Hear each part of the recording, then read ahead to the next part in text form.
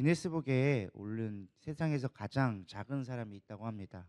그 사람은 네팔에 살고 있는데 나우시라고라는 이름을 가지고 있다고 합니다. 나이가 76세인데 키가 40cm밖에 되지 않는다고 합니다. 태어나서 얼마 자라지 않아서 성장이 멈춰버린 질병을 가진 자인데요. 이 할아버지는 거동도 스스로 할 수 없고 온전히 주변 사람들을 의지해서 안겨서밖에 살 수 없게 되었다고 합니다. 사실 성장이 멈춘다라는 것은 누군가를 의지할 수밖에 없게 만들죠. 또 비슷한 경우로 반대로 몸은 성장하는데 정신이 성장하지 못하는 경우도 있습니다. 자폐아가 그런 경우가 종종 있죠. 이런 사람들의 특징은 몸은 성인이 되었어도 여전히 정신이 어린아이와 같아서 누군가를 의지할 수밖에 없게 되어지는 것입니다. 이것을 많은 사람들이 이끌어서 성인아이다라고 이야기를 하죠. 육체적 지적으로도 우리가 성장했지만 또 성장하지 못한 한 가지 케이스가 있습니다. 뭘까요? 영적으로 성장하지 못하는 자. 그런 사람들은 우리는 많은 사람들에게 기댈 수밖에 없고 의지할 수밖에 없는 것입니다. 신앙생활을 오래 했지만 여전히 어린아이와 같은 신앙을 갖고 있는 성도들이 사실 주변에 너무나 많이 있습니다. 오늘 저는 오늘 말씀을 통하여져서 우리가 어떻게 하면 성숙한 신앙 어떻게 하면 자라갈 수 있는 신앙으로 될 수 있을까라는 것을 본문을 통해 살펴보고자 합니다. 첫 번째는 우리가 연약함을 인정할 때 성숙한 신앙이 될 수 있다, 자라가는 신앙이 될 수 있다라는 것입니다. 오늘 본문 말씀은 사실 두 가지로 대비돼서 나옵니다. 인간적인 대제사장과 예수 그리스도의 그리스도적 대제사장으로 나눠져 있습니다. 히브리 기자의 특징은 그거죠. 우리 히브리서를 계속 묵상해 왔잖아요. 그럼 특징들이 나오는데 천사와 그리스도를 비교하고 모세와 그리스도를 비교하고 인간적인 제사장과 그리스도의 제사장을 비교해 주면서 계속해서 유대인들이 가지고 있는 어떤 그들의 구약적인 관점과 예수 그리스도가 어떻게 오시는 새롭게 되신 분인지를 계속적으로 비교해 주고 있습니다. 특별히 1절부터 4절까지는 대제사장에 관련된 모습이 기록되어져 있는데요. 대제사장도 가장 되게 중요한 역할이다라고 이야기는 해줍니다.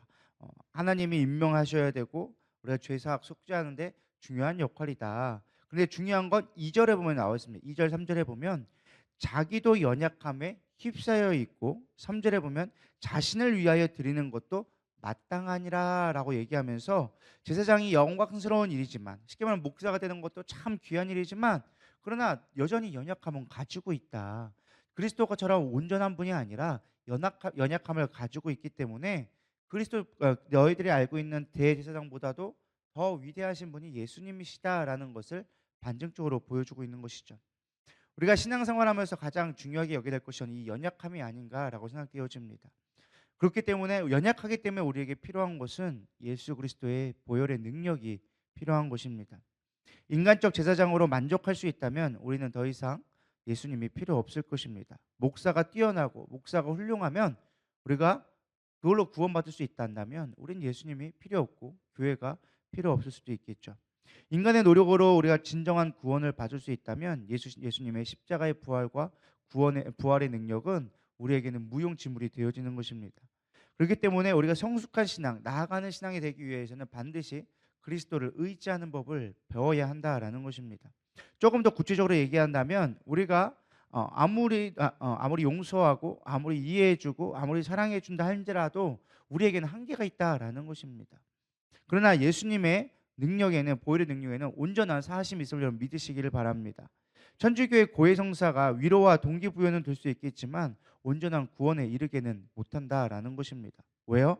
우리는 인간적인 연약함에 한계가 있기 때문에 그렇다라는 것입니다. 우리는 오직 예수님을 의지하며 나가야 되리라 믿습니다.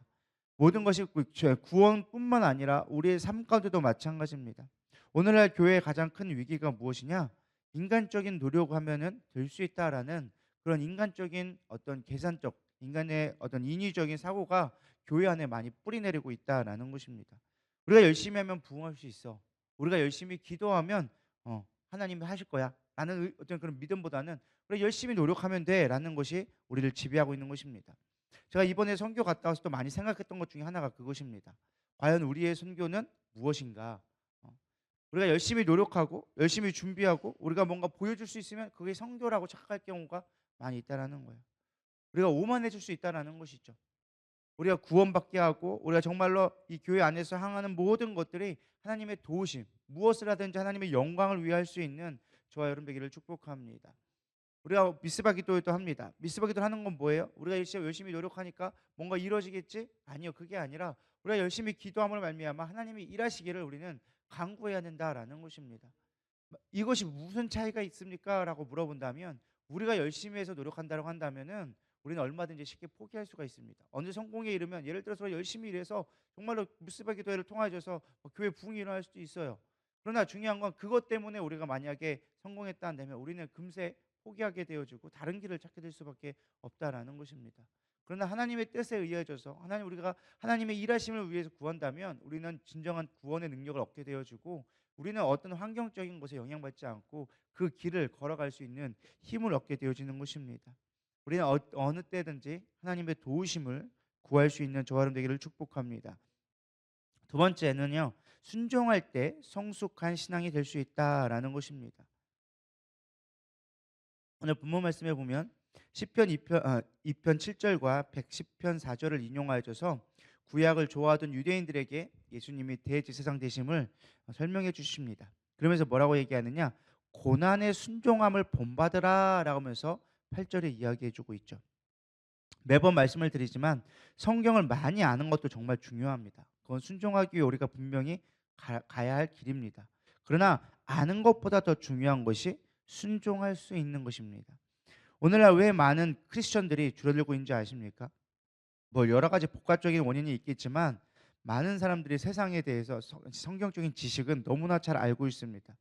그들은 유튜브라든지 얼마든지 많은 이단들의 교육들이 나오면서 그들이 성경을 몰라서 구원을 못 받는 것이 아니라 성경을 지식적으로 잘못된 지식으로 이해하고 있기 때문에 우리가 말씀의 권위를 나타내고 있지 못하는 것입니다. 우리는 성경 말씀을 읽되 그것이 살아계신 하나님의 말씀이라는 것을 잊지 않아야 된다라는 것입니다. 그래서 우리가 맨날 성경 읽을 때마다 하는 말이 뭐예요? 이것은 살아계신 하나님의 말씀입니다.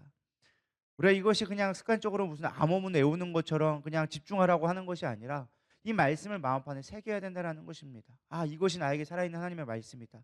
이것이 정말 하나님의 권능이다 라고 우리가 말씀을 믿을 때 능력이 나타나는 것이지 말씀을 안다고 우리가 삶이 변화되는 것이 아니다라는 것입니다. 다시 말해 말씀에 순종하지 않는다면 이것이 내 삶 가운데 진리가 되어지고 나의 삶에 가장 중요한 캐논 정경이 되지 않는다면 우리는 마치 순종할 수 있는 준비가 되지 않기 때문에 역사가 나타날 수 없다라는 것입니다. 우리는 말씀에 순종하는 것을 두려워합니다. 왜냐하면 말씀대로 살아간다는 것은 성경에서 분명히 얘기해 줍니다. 고난의 길을 참여하는 것이다. 십자가를 지는 것이다. 자기 십자가를 지고 따르라. 그렇기 때문에 우리는 십자가 지는 것을 힘들어합니다.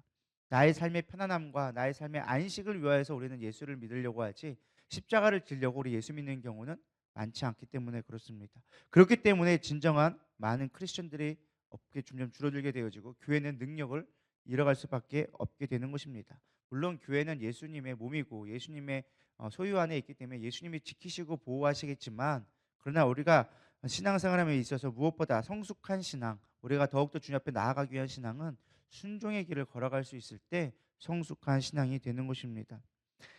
히브리 기자는 하나님의 아들이신 예수님도 고난을 통하여져서 순종을 배우셨다라고 이야기해주고 있습니다. 하물며 우리가 뭐 대단하다고 순종하는데 고난을 피할 수 있겠습니까? 자기에게 순종하는 모든 자에게 영원한 구원의 근원이 되신다라고 이야기해주고 계십니다. 우리가 진정한 구원, 진정한 예수를 믿는 것의 깨달음은 순종하면서 나온다라는 것을 잊지 않기를 축복합니다. 예수님도 겟세마네 동산에서 아버지의 뜻을 구했고 순종하였기 때문에 온전한 그리스도의 사명을 완수할 수 있었던 것처럼 오늘 여러분들의 삶 가운데 순종과 말씀에 따라갈 수 있는 능력이 있기를 축복합니다. 세 번째, 훈련 받을 때 성숙한 신앙이 될 수 있다라는 것입니다. 오늘날 많은 사람들이 훈련이란 말을 자체를 싫어합니다. 훈련하라는 말 들은 순간 우리가 어떤 생각이 들어요? 힘들다라는 생각이 들죠. 12절에 보면 선생이 되어야 하는데 초보자가 되었고 단단한 음식을 먹어야 하는데 젖이나 먹고 있다라고 히브리 기자는 대놓고 너희들이 훈련받기를 싫어한다라고 얘기합니다.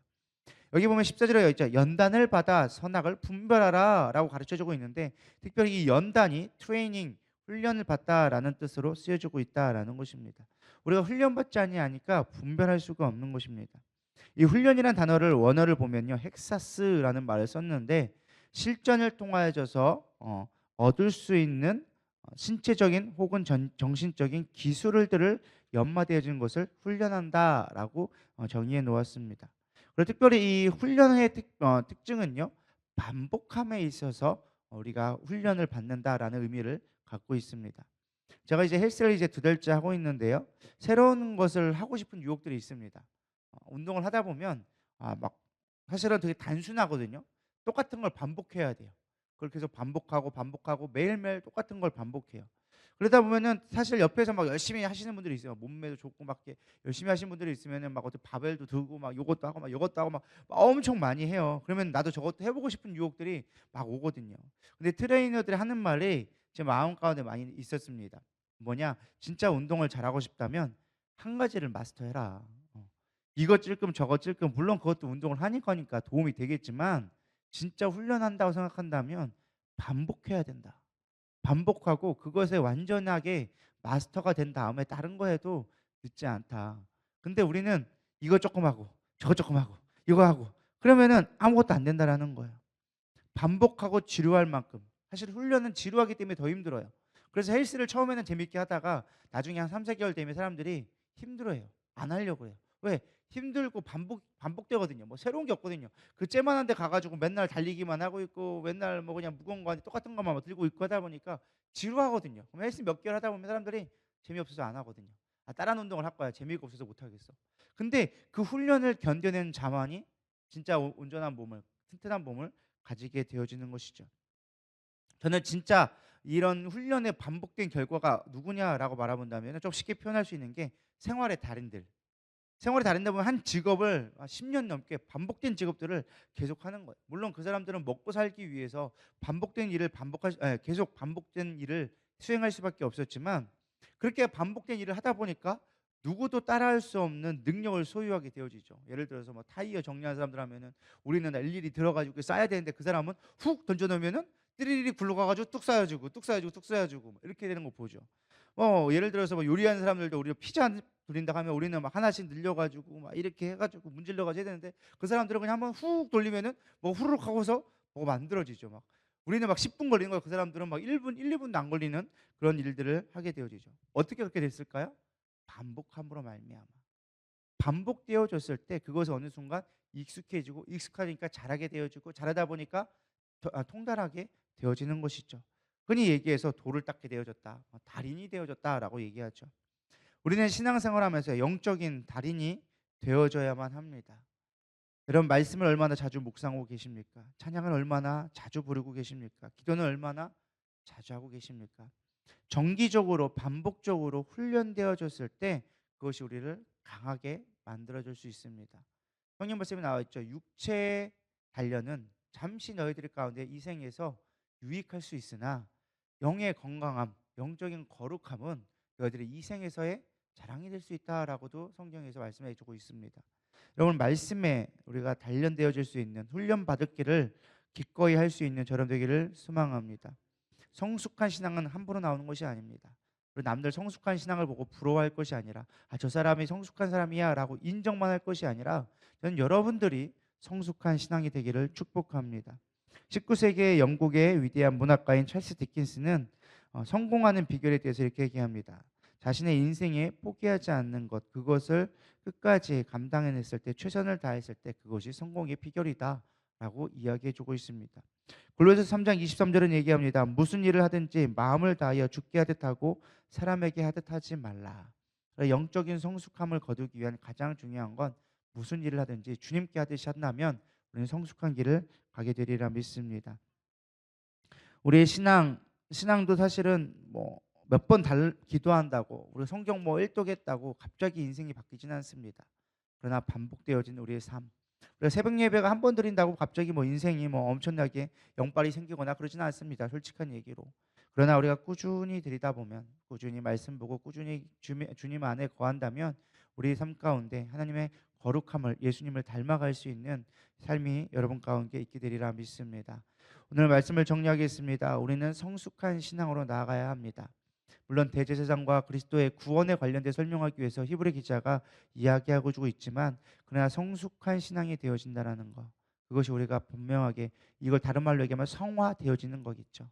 그래서 우리가 성화되어지는 구원의 완성을 이룰 수 있는 저와 여러분 되기를 소망합니다. 오늘 하루도 그렇게 우리가 늘 순종하며, 우리가 연약함을 인정하며 하나님의 말씀에 훈련받기를 기뻐하는 저 여러분 됐을 때 순종의 길로 나가게 되리라 믿습니다.